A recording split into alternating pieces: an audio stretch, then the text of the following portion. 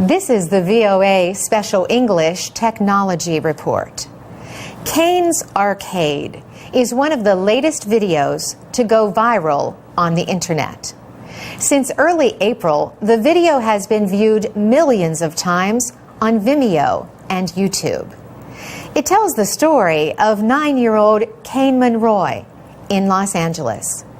He used cardboard boxes, scissors, tape, and other materials to build a game center in his father's used car parts store. Filmmaker Nervin Malik was the first to pay to play Kane's games. He is also responsible for the Kane's Arcade video. In the video, he explains how he met Kane. The filmmaker had to get a door handle for his 1996 Toyota Corolla. So he pulled into this used auto parts store and came across this elaborate cardboard arcade. He asked Kane how much it cost to play. He's like, for $1, you get 4 turns, but for $2, you get a fun pass. He asked Kane how many turns you get with a fun pass. He goes, 500 turns for a fun pass. So Mr. Malik got a fun pass and the idea for the video.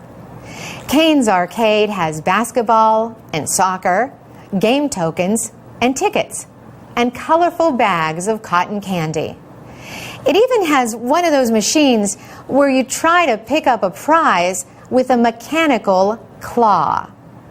Like at most arcades, the claw game is hard to win. But at $2 for a fun pass worth 500 plays, it's well worth the effort. Nervin Malik says his visit to Kane's Cardboard Arcade gave him much more than he expected. He told us, "I felt like a little kid again, and it was like he'd given me this tremendous, unexpected gift." In return, Mr. Malik gave Kane an unexpected gift too. He created a flash mob through Facebook. He set up a date and time and invited people to come and help him fill Kane's Arcade with customers. The event was also published on the Hidden LA and Reddit websites. The news spread quickly. Kane had 500 Facebook fans by the time the flash mob took place. More than 100 adults and children visited Kane's Arcade that day. Kane called it the best day of his life. Since then, he and his arcade have become famous, and so has Mr. Malik. In his words, "There's a reason I was driving a '96 Corolla, and it's looking like I might be able to get to make movies that I've been trying to make for a long time." Mr. Malik created a scholarship fund for Kane, and to help other creative kids, the Gold Hirsch Foundation has agreed to match every donation up to $250,000.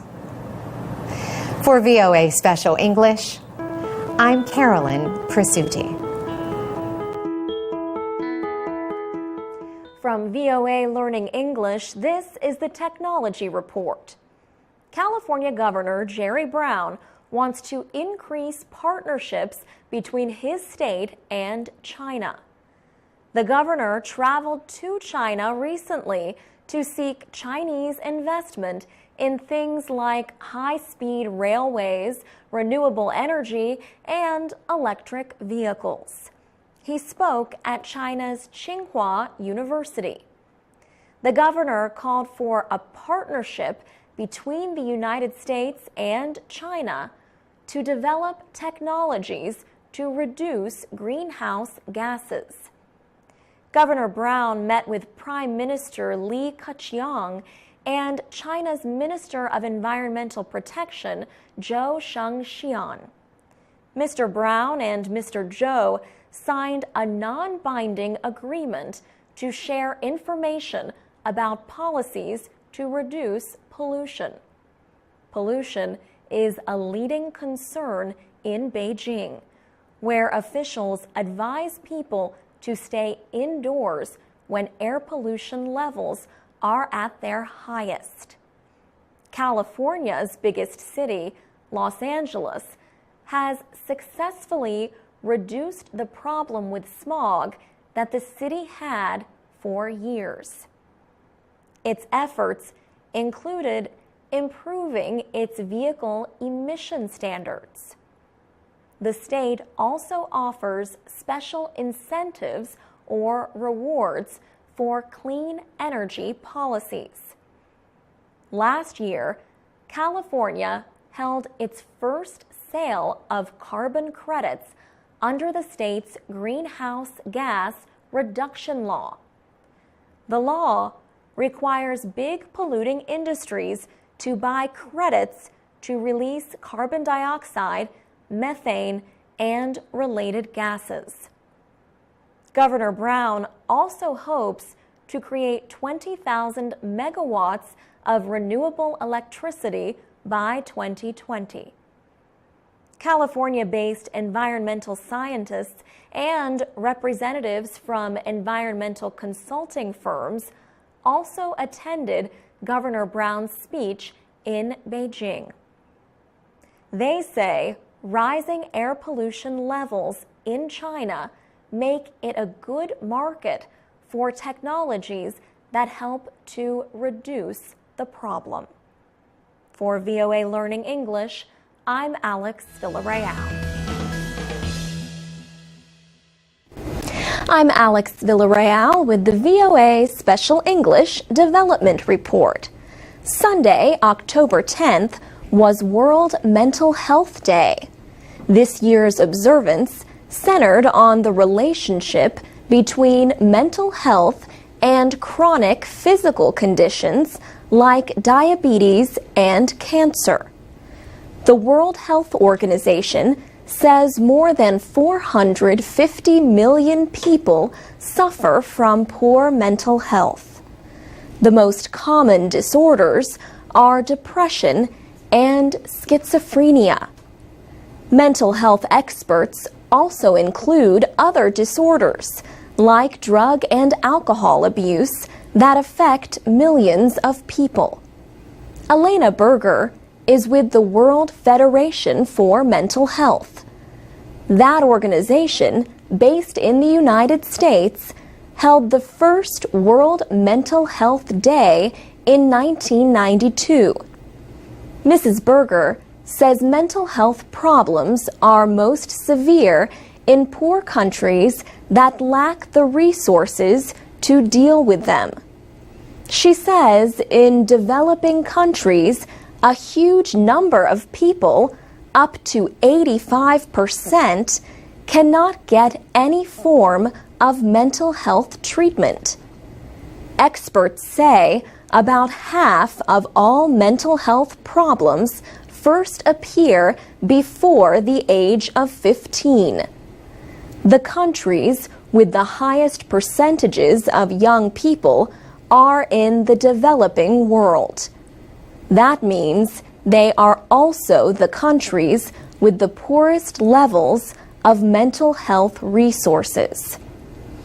The WHO says many low and middle-income countries have only one child psychiatrist for every 1 to 4 million people. Worldwide, depression is the leading mental health problem and a leading cause of disability. In 2002, the World Health Organization estimated that more than 154 million people suffered from depression. But Elena Berger, from the Mental Health Federation, says other kinds of diseases often get more attention. She says people pay more attention to communicable diseases and not enough attention to mental health conditions. She says these are real disabilities where people are not able to work to their full ability and cannot earn an income. So there is a strong effect on families as well. Mrs. Berger says her organization and the WHO are pushing to have governments include mental health care in their development goals. She says this could greatly improve the availability of treatment and services worldwide. She says people with mental disabilities would be recognized as groups that need special support and not be excluded and ignored. For VOA Special English, I'm Alex Villarreal. Learning English, this is the Technology Report in Special English. China recently said it considered launching a drone strike against a Burmese drug trafficker. Na Cam was wanted in the killings of 13 Chinese sailors on the Mekong River in 2011. China's top drug official said the plan was to bomb the drug dealer's mountain hiding place in northeastern Burma using unmanned aircraft. The official said the drone strike idea was passed over in order to capture Na Cam alive. He was seized last April in a joint operation with Laos. That China considered using a drone strike is a sign of its increasing development of unmanned flight technology.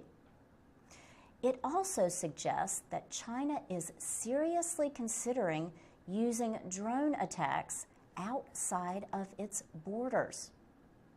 Peter Dutton is with the United States Naval War College. He says China is moving away from its earlier policy of non-interference in international affairs. He says the country is becoming more active in protecting its interests beyond its borders. The United States has led the world in drone technology for years. It is known to use UAV, or unmanned aerial vehicle strikes, against foreign targets. In recent years, China has greatly improved its UAV technology. It showed off many of its new models at a recent air show in the country. One of the drones has a range of over 3,200 kilometers. China is also modernizing its global navigation system to compete with those of the United States, Russia, and Europe. The United States exports unmanned aircraft to only a few of its closest allies. China is now seen as an increasingly reliable, lower-cost supplier. Several countries have bought or built their own UAVs, mostly for surveillance purposes. For VOA Learning English, From I'm VOA Laurel Bowman. Learning English, this is the Technology Report in Special English. China has new rules that require people to use their real names when registering for Internet services. The rules also require Internet companies operating in China to remove material said to be objectionable. Chinese lawmakers approved the measures on December 28th at the end of a 5-day meeting of the Standing Committee of the National People's Congress. The new rules say network service providers must strengthen management of information released by users. The providers have been ordered to stop the spread of banned information and to deal with the problem. The Xinhua news agency says those steps include removing the information from the internet and reporting it to the government. Chinese officials say the rules are aimed at protecting the personal information and stopping abuses like junk email. But critics say real name registration will discourage individuals from reporting corruption and official abuses because they are afraid of possible action against them. The new internet regulations go into effect as the Chinese government campaigns against virtual private networks, or VPNs. Some reports say the government is increasing its effort to block VPNs. Duncan Clark is an advisor to Stanford University's Graduate School of Business. He says there is often an increase in internet censorship during sensitive events, like the recent 18th Communist Party Congress, which named China's new leaders. He says these periods are normally followed by reduced enforcement. But this time, he says, it is unclear if that will be the case with the new leadership. For VOA Learning English, I'm Carolyn Prasuti. From VOA Learning English, this is the Technology Report. The Internet is one of the most popular forms of technology. But can using the Internet have the same effect as taking a drug? The answer seems to be yes in at least one country. China says many teenagers have grown dependent on the Internet. China calls them Internet addicts. In fact, China says that Internet addiction is the biggest threat to its teenagers. Some critics even call the Internet electronic heroin. In 2008, China became one of the first countries to declare Internet addiction an official medical condition. Experts released a report that defined the condition or disorder. It said people with Internet addiction disorder spend more than 6 hours online doing something other than work or study. Based on the definition, China has over 20 million Internet addicts. The condition has led to the creation of over 250 camps within China. They are designed to treat young addicts. The camps treat the country's young addicts for their dependence on the Internet and video gaming. Teenagers can spend 3 to 4 months at a camp. Once there, the patients are required to do demanding physical exercises and take medication. Some patients reportedly are placed in rooms by themselves for up to 10 days. Shash Shlam and Hilla Medalia are filmmakers from Israel. They released a documentary called Web Junkie. It tells about the Internet addiction camps. Their film was produced at the Daxing Treatment Center in Beijing. China is not the only country dealing with Internet addiction. South Korea has opened over 100 treatment centers for teenagers. For VOA Learning English, I'm Alex Villarreal. I'm Alex Villarreal with the VOA Special English Technology Report. A new Internet training center in Togo will give young people in that part of West Africa a chance to improve their job skills. The International Telecommunication Union and the computer networking company Cisco Systems launched the center. A telecom company in Lomé is also taking part in the effort. Robert Shaw of the ITU says students will learn the basics of what he calls the real plumbing of the Internet. In January, 5 instructors completed 2 weeks of intensive training known as the Cisco Certified Networking Academy. They also learned how to train others.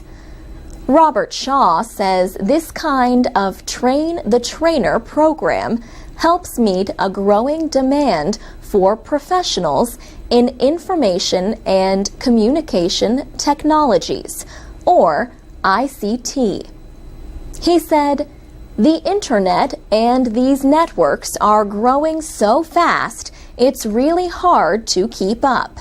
And the rate of change means it's very difficult for the classical educational programs to keep up with the demand that's out there in the marketplace." Mr. Shaw says recent years have seen an even stronger demand for these kinds of programs in the developing world.